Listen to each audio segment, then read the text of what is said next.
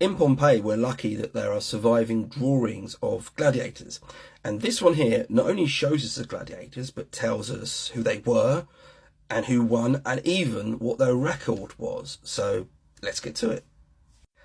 As I mentioned, this is from Pompeii. It's from a drawing on a tomb. So this is a drawing of a drawing, if that makes sense. And we'll start then with the character on the left. First of all, it looks like they're a Murmillo style gladiator, and that's because what we think there is the helmet, which is quite distinctive. And then we get to the inscription next to it, M. Attilius. Well, that seems to be their name, Marcus Attilius. Then you've got T and V. T meant Tiro, which meant that they were a new gladiator, or rather this was their first fight. And V meant that they were the one who won. So on this we actually have a record of the outcome of the fight. And now let's look to his opponent. With his opponent, there's a bit more of an inscription because there's more information to know about this character.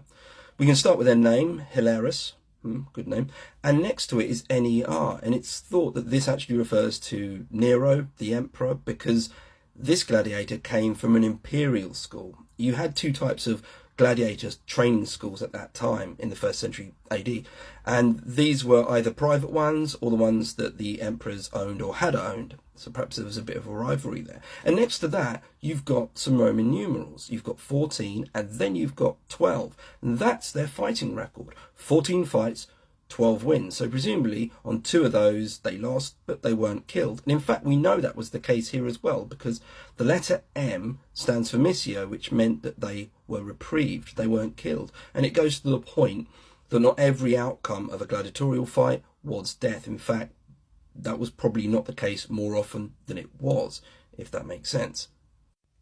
From the style of the gladiator drawing, we're thinking that this is a Thrax or Thracian style gladiators. They traditionally got matched up against the Murmillos as well, so it might well marry in that respect. Anyway, there's lots more of these types of drawings in and around Pompeii, and I'll be looking at more of them. So if you like that kind of thing, click follow.